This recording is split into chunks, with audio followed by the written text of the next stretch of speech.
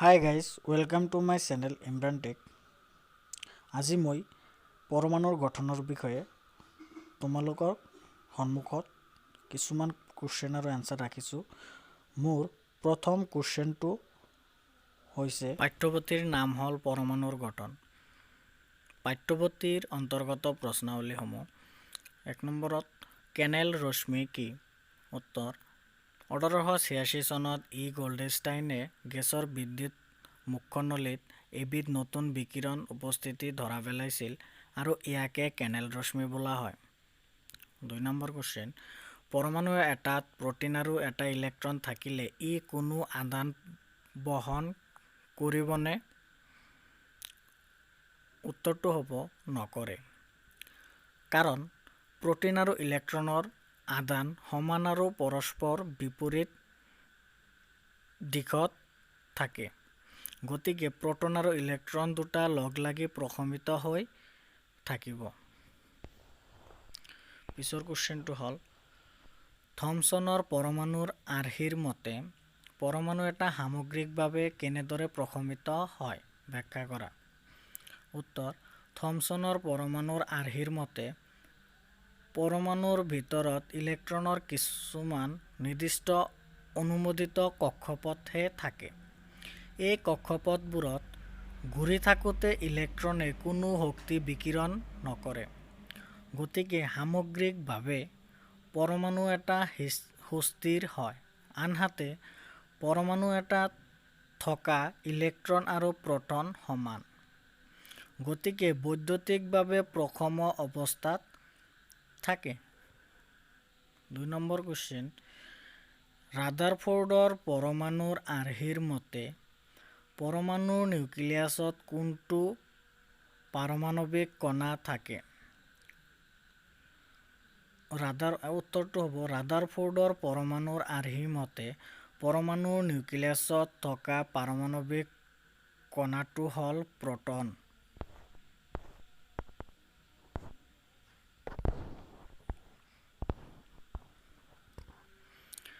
Next question 4 number, যদি কণা বিচ্ছুৰণ পৰীক্ষাটোত সোণৰ পাতৰ সলনি আন ধাতুৰ পাত ব্যৱহাৰ কৰা হয় তেনেহ'লে কি দেখা যাব বুলি ভাবা? উত্তৰ আলফা কণা বিচ্ছুৰণ পৰীক্ষাত সোণৰ পাতৰ সলনি আন ধাতুৰ পাত ব্যৱহাৰ কৰিলেও একে ফলাফল পোৱা যাব কাৰণ পৰমাণুৰ গঠন একে হয়। নেক্সট 1 নম্বৰ কুৱেশ্যন, পৰমাণুৰ 3টা অৱপাৰমাণৱিক কণাৰ নাম লিখা। উত্তৰ পৰমাণুৰ অৱপাৰমাণৱিক কণাকেইটা হ'ল ইলেক্ট্ৰন, প্ৰ'টন আৰু নিউট্ৰন।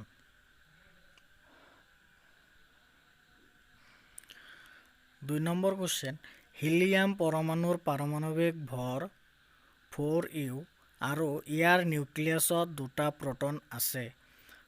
ইয়াত কিমানটা নিউট্ৰন থাকিব? হিলিয়ামৰ পৰমাণুৰ পাৰমাণৱিক ভৰ 4 আৰু নিউক্লিয়াছত 2টা প্ৰ'টন থাকিলে অৱশ্যই 2টা নিউট্ৰন থাকিব।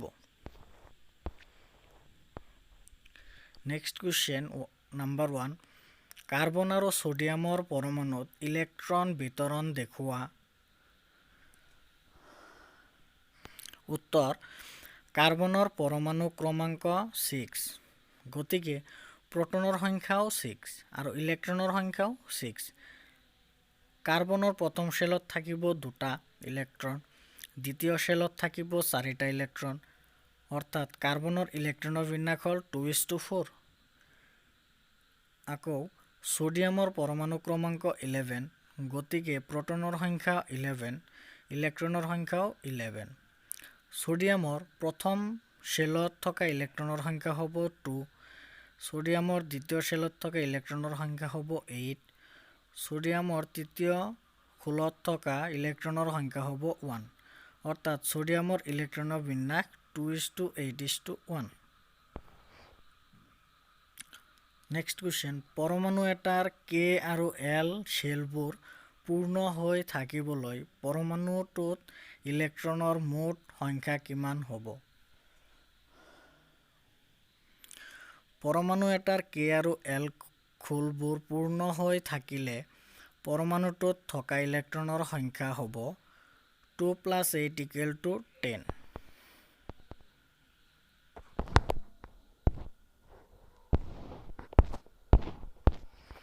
নেক্সট কুৱেশ্যন, ক্লৰিন, ছালফাৰ আৰু মেগনেছিয়ামৰ যোজ্যতা কেনেদৰে পাবা? উত্তৰ, ক্লৰিনৰ ইলেক্ট্ৰনৰ বিন্যাস হ'ল 287. ইয়াৰ বহিঃখোলৰ অষ্টম নিয়ম হ'বলৈ বা অক্টেট হ'বলৈ এটা ইলেক্ট্ৰনৰ প্ৰয়োজন, গতিকে ইয়াৰ যোজ্যতা 1. ছালফাৰৰ ইলেক্ট্ৰনৰ বিন্যাস হ'ল 286. ইয়াৰ বহিঃখোলৰ অক্টেট হ'বলৈ দুটা ইলেক্ট্ৰনৰ প্ৰয়োজন, গতিকে ইয়াৰ যোজ্যতা 2. মেগনেছিয়ামৰ ইলেক্ট্ৰনৰ বিন্যাস হ'ল 282. ইয়াৰ বহিঃখোলৰ অক্টেট হ'বলৈ দুটা ইলেক্ট্ৰন ত্যাগ কৰিব লাগিব, গতিকে ইয়াৰ যোজ্যতা 2. কুৱেশ্যন নম্বৰ 1 আকৌ, যদি পৰমাণু এটাত ইলেক্ট্ৰনৰ সংখ্যা 4 আৰু প্ৰটনৰ সংখ্যা 9 হয়, তেন্তে নম্বৰ 1 পৰমাণুটোৰ পাৰমাণৱিক সংখ্যা কি হ'ব আৰু 2 নম্বৰত পৰমাণুটোৰ আদান কিমান হ'ব? উত্তৰ, পৰমাণুটোৰ পাৰমাণৱিক সংখ্যা 4. 2 নম্বৰৰ উত্তৰ, পৰমাণুটো আদানবিহীন হ'ব কাৰণ তাত ইলেক্ট্ৰন প্ৰটন সমান সমান, অৰ্থাৎ ধনাত্মক আৰু ঋণাত্মক আদান সমানভাৱে বৈদ্যুতিকভাৱে প্ৰশমিত হৈ থাকিব। নেক্সট কুৱেশ্যন অনুশীলনীৰ নম্বৰ 1, ইলেক্ট্ৰন, প্ৰটন, নিউট্ৰনৰ ধৰ্মসমূহ তুলনা কৰা। ইলেক্ট্ৰনৰ ভৰ 9.1095 × 10⁻³ কিলোগ্ৰাম আৰু আদানৰ মান হ'ল -1.602 × 10⁻19 কুলম্ব। আদানৰ প্ৰকৃতি হ'ল ঋণাত্মক। ঠিক তেনেদৰে প্ৰটনৰ ভৰ হ'ল 1.6725 × 10⁻27 কিলোগ্ৰাম আৰু প্ৰটনৰ আদানৰ মান হ'ল +1.602 × 10⁻19 কুলম্ব আৰু আদানৰ প্ৰকৃতি হ'ল ধনাত্মক।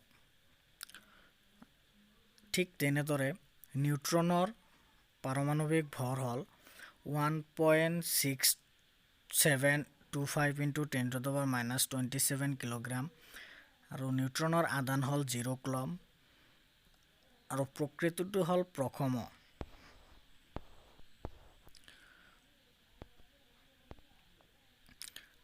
নেক্সট কুৱেশ্যন নম্বৰ 2, জে থমছনৰ পৰমাণুৰ আৰ্হিৰ সীমাবদ্ধতাসমূহ কি কি? থমছনৰ উত্তৰটো হ'ব, জে থমছনৰ আৰ্হিয়ে পৰমাণুবোৰ যে বৈদ্যুতিকভাৱে প্ৰশম তাক ব্যাখ্যা কৰিব পাৰিছিল, যদিও অন্য বিজ্ঞানীসকলে কৰা পৰীক্ষাসমূহৰ ফলাফল ব্যাখ্যা কৰিব পৰা নগৈছিল, যেনে তলত দিয়া ধৰ্মবোৰ জে থমছনৰ আৰ্হিত পোৱা নাযায়। 1 নম্বৰত পৰমাণুৰ বেছি সংখ্যক ঠাই খালী। 2 নম্বৰত পৰমাণুৰ কেন্দ্ৰত ধনাত্মক আদান আৰু ভৰ থোপ হৈ থাকে। 3 নম্বৰত ইলেক্ট্ৰনৰ কক্ষপথ বা শক্তি স্তৰ। 4 নম্বৰ নিউট্ৰনৰ কণিকাৰ অৱস্থা। 5 নম্বৰ মৌলৰ সমস্থানিক সমবাৰী আৰু সমযোজ্যতা।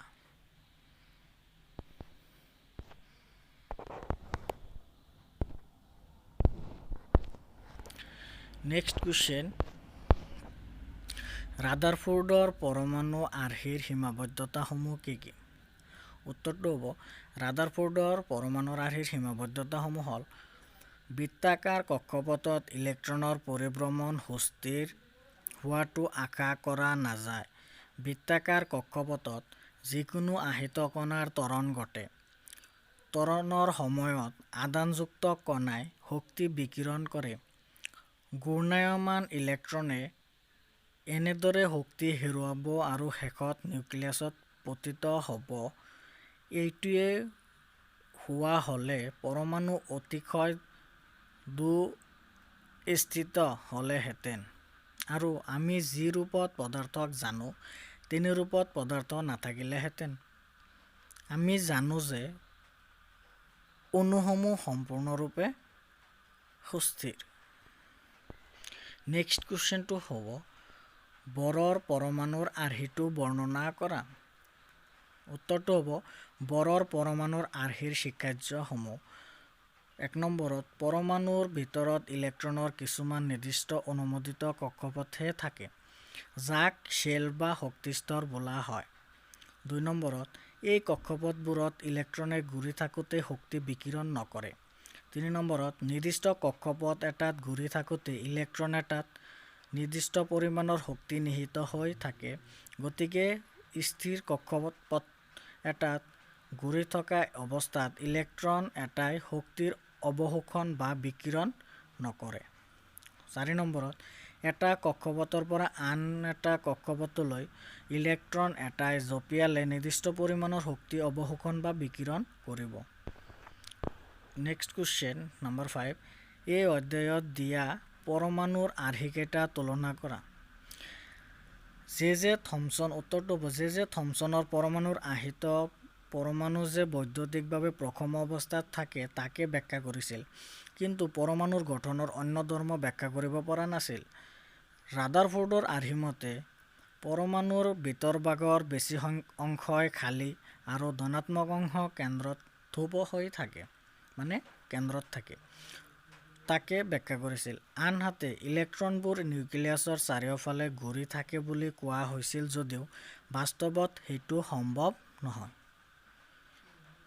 নীল বৰৰ পৰমাণুৰ গঠনৰ আৰ্হিত ৰাদাৰফোৰ্ডৰ আসোঁৱাহবোৰ আঁতৰ গৈছিল, দূৰ হৈছিল আৰু ইলেক্ট্ৰনৰ শক্তিস্তৰৰ বিষয়ে সঠিক ব্যাখ্যা আগবঢ়াইছিল, যিটো গ্ৰহণযোগ্য।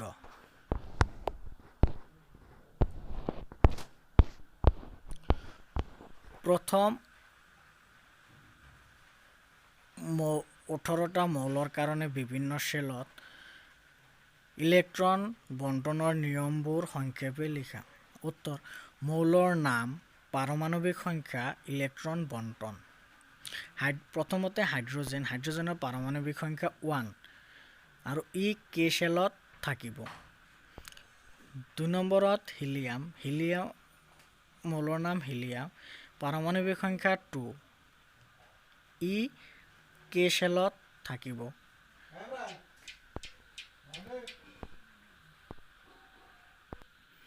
তাৰপিছত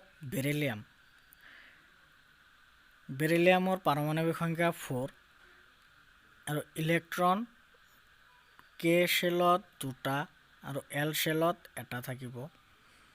তাৰপিছৰ পৰমাণুটো হ'ল বৰণৰ পাৰমাণৱিক সংখ্যা 5, ই K শেলত 2টা আৰু L শেলত 3টা থাকিব। তাৰপিছৰ মৌলটো হ'ল কাৰ্বনৰ পাৰমাণৱিক সংখ্যা 6, এই কাৰ্বন পৰমাণুটোৱে K শেলত 2টা আৰু L শেলত 4টা থাকিব। তাৰপিছৰটো হ'ল নাইট্ৰজেনৰ পাৰমাণৱিক সংখ্যা হ'ল 7 আৰু ই K শেলত 2টা আৰু L শেলত 5টা থাকিব। তাৰপিছত হ'ল অক্সিজেনৰ পাৰমাণৱিক সংখ্যা হ'ল 8, প্ৰথমতে K শেলত 2টা L শেলত 6টা থাকিব। তাৰপিছত হ'ল ফ্ল'ৰিনৰ পাৰমাণৱিক সংখ্যা 9, ফ্ল'ৰিনে K শেলত 2টা আৰু L শেলত 7টা থাকিব। তাৰপিছত নিয়নৰ পাৰমাণৱিক সংখ্যা হ'ল 10, নিয়নে K শেলত 2টা আৰু L শেলত 8টা থাকিব। তাৰপিছত হ'ল ছ'ডিয়ামৰ পাৰমাণৱিক সংখ্যা হ'ল 11, সোডিয়ামে প্ৰথমতে কে শেলত 2টা, এল শেলত 8টা আৰু এম শেলত 1টা থাকিব। তাৰপিছত মেগনেছিয়ামৰ পাৰমাণৱিক সংখ্যা হ'ল 12। মেগনেছিয়ামে পোনপ্ৰথমে কে শেলত 2টা, এল শেলত 8টা আৰু এম শেলত 2টা যাব। তাৰপিছত এলুমিনিয়ামৰ পাৰমাণৱিক সংখ্যা হ'ল 13। এলুমিনিয়ামে পোনপ্ৰথমে কে শেলত 2টা, এল শেলত 8টা আৰু এম শেলত 3টা যাব। তাৰপিছত হ'ল চিলিকনৰ পাৰমাণৱিক সংখ্যা হ'ল 14। চিলিকনে পোনপ্ৰথমে কে শেলত 2টা, এল শেলত 8টা আৰু এম শেলত 4টা। তাৰপিছত হ'ল ফচফৰাছৰ পাৰমাণৱিক সংখ্যা হ'ল 15।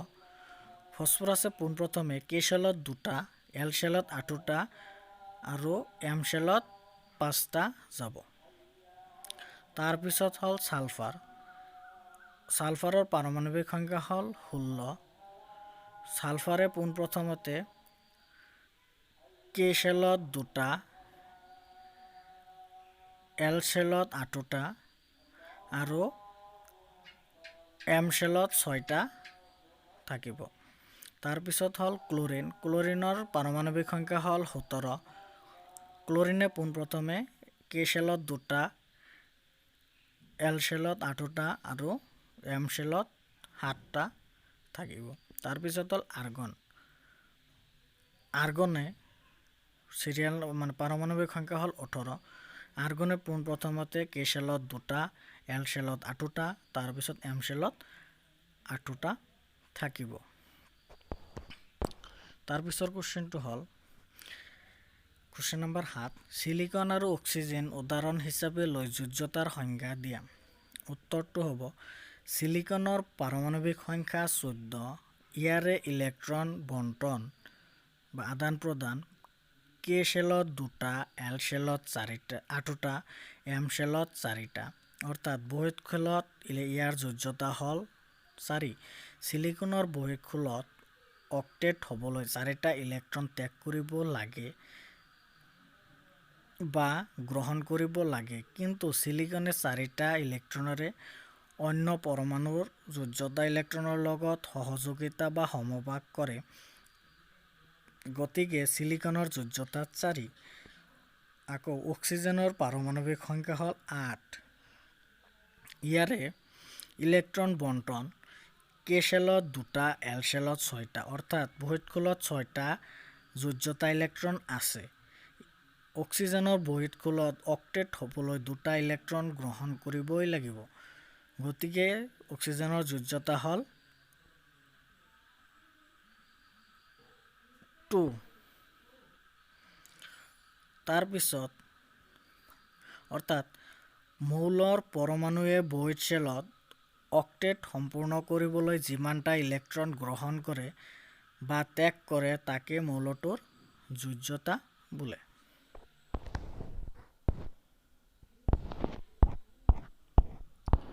নেক্সট কুৱেশ্যন, উদাহৰণৰ সৈতে ব্যাখ্যা কৰা।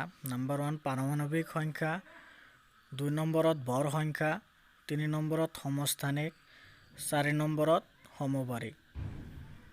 উত্তৰ হ'ব 1 নম্বৰত পাৰমাণৱিক সংখ্যা।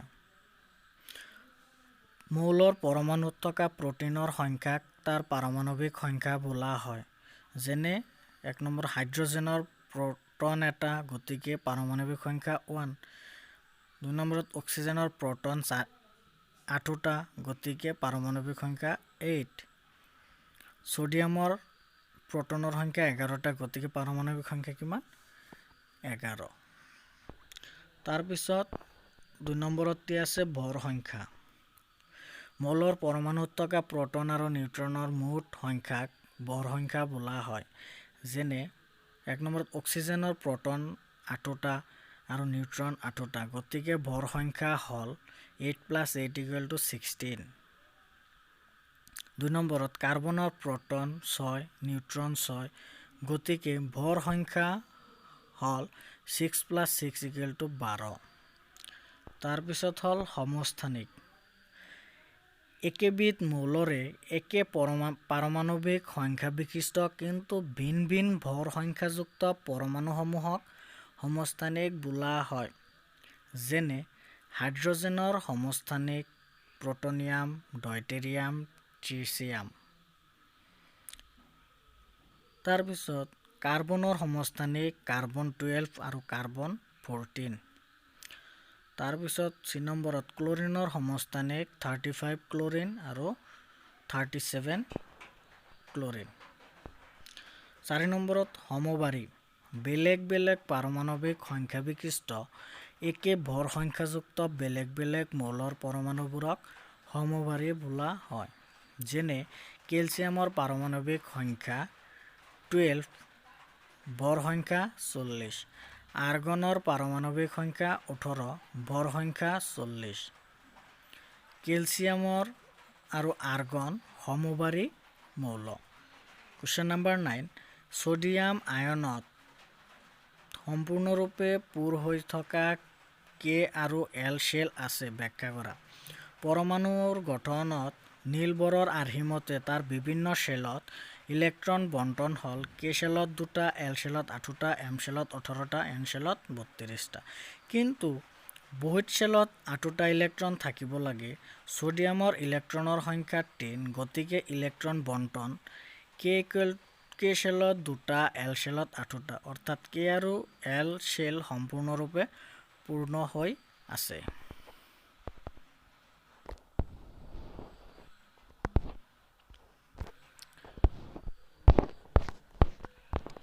তাৰপিছত কুৱেশ্যন নম্বৰ 10, যদি ব্ৰমিন পৰমাণু 49.7% আৰু 81 ব্ৰমিন 50.3% সমস্থানিক ৰূপত থাকে, তেন্তে তাৰ গড় পাৰমাণৱিক ভৰ কিমান হ'ব গণনা কৰা।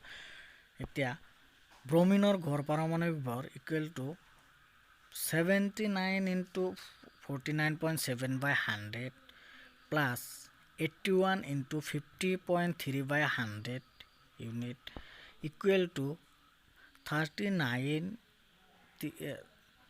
3926.3 প্লাছ 4074.3/100 = 8000.6/100 = 80.006 = 80 ইউনিট।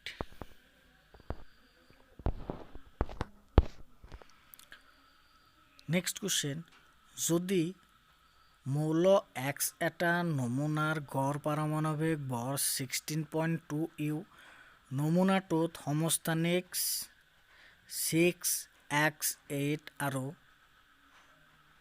18x8ৰ শতকৰা পাৰমাণৱিক কি কি? ধৰা 16x8ৰ শতকৰা পৰিমাণ S% আৰু 18x8ৰ শতকৰা পৰিমাণ 100 - S%। এতেকে 16 × S/100 plus 18 × 100 - S/100 = 16.2 = 4S/25 plus 9 × 100 - S/50 = 16.2 = 8S plus 90 - 9S/50 = 16 × 16.2 -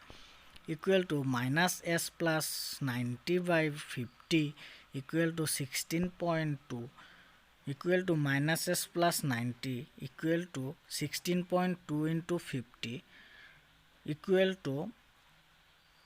S = 810 - 900 - S = -90, এতেকে S = 90। এতেকে 16x8ৰ শতকৰা পৰিমাণ 90% আৰু 18x8ৰ শতকৰা পৰিমাণ 10%।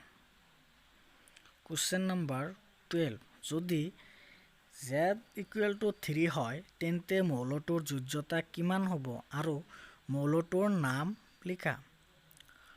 উত্তৰ, Z = 3 হলে মৌলটোৰ পাৰমাণৱিক সংখ্যা 3 গতিকে তাৰ যোজ্যতা হ'ব 1 আৰু মৌলটোৰ নাম লিথিয়াম।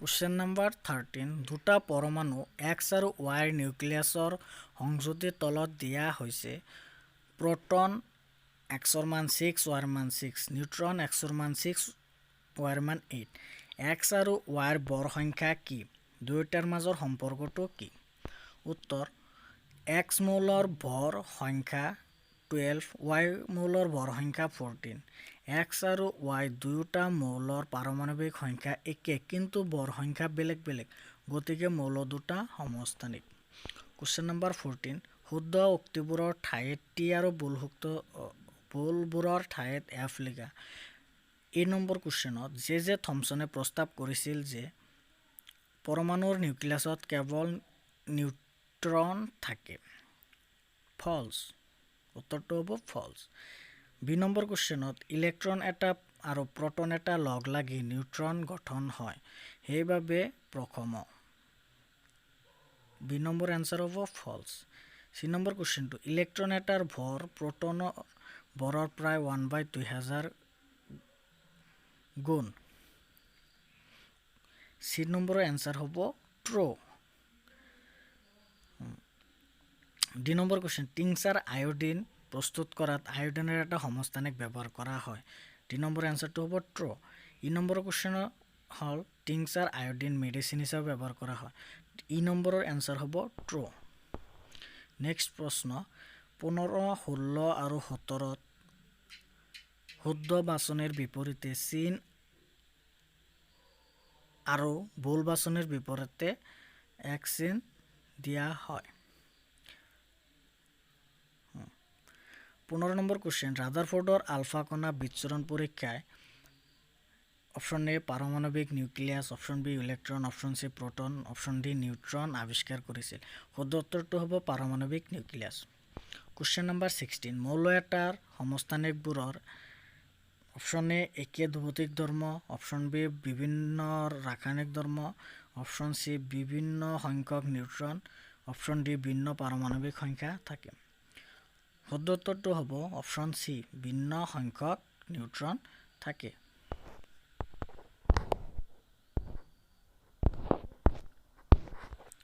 Question number 17 ক্লোৰিন আয়নত যোজ্যতা ইলেক্ট্ৰন হল option A 16 option B 8 option C 17 option D 18 শুদ্ধ উত্তৰটো হ'ব 8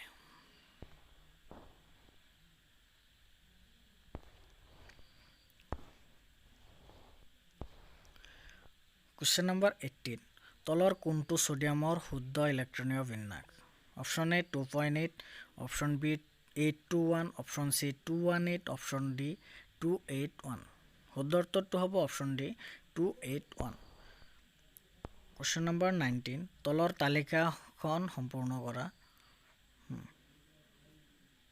এই তালিকাৰ শুদ্ধ উত্তৰটো হ'ল তলত পাৰমাণৱিক সংখ্যা 9 হলে বৰ সংখ্যা 19 নিউট্ৰনৰ সংখ্যা 10 প্ৰটনৰ সংখ্যা 9 ইলেক্ট্ৰনৰ সংখ্যা 9 পৰমাণু বা আয়ন হল সালফাৰ আয়ন ফ্লোৰিন পৰমাণু বা আয়ন হল ফ্লোৰিন পাৰমাণৱিক সংখ্যা 16 হলে ভৰ সংখ্যা 32 নিউট্ৰনৰ সংখ্যা 16 প্ৰটনৰ সংখ্যা 16 ইলেক্ট্ৰনৰ সংখ্যা 16 গতিকে পৰমাণু বা আয়ন হল সালফাৰ আৰু তাৰ পিছত পাৰমাণৱিক সংখ্যা 12 বৰ সংখ্যা 24 নিউট্ৰনৰ সংখ্যা 12 প্ৰটনৰ সংখ্যা 12 ইলেক্ট্ৰনৰ সংখ্যা 12 গতিকে পৰমাণু বা আয়নটো হল মেগনেছিয়াম তাৰ পিছত পাৰমাণৱিক সংখ্যা 1 বৰ সংখ্যা 2 নিউট্ৰনৰ সংখ্যা 1 প্ৰটনৰ সংখ্যা 1 ইলেক্ট্ৰনৰ সংখ্যা 1 গতিকে পৰমাণু বা আয়ন হৈছে হাইড্ৰজেন তাৰ পিছত পাৰমাণৱিক সংখ্যা 1, ভৰ সংখ্যা 1, নিউট্ৰনৰ সংখ্যা 0, প্ৰটনৰ সংখ্যা 1, ইলেক্ট্ৰনৰ সংখ্যা 0। গতিকে পৰমাণু বা আয়নটো হৈছে হাইড্ৰজেনৰ আয়ন।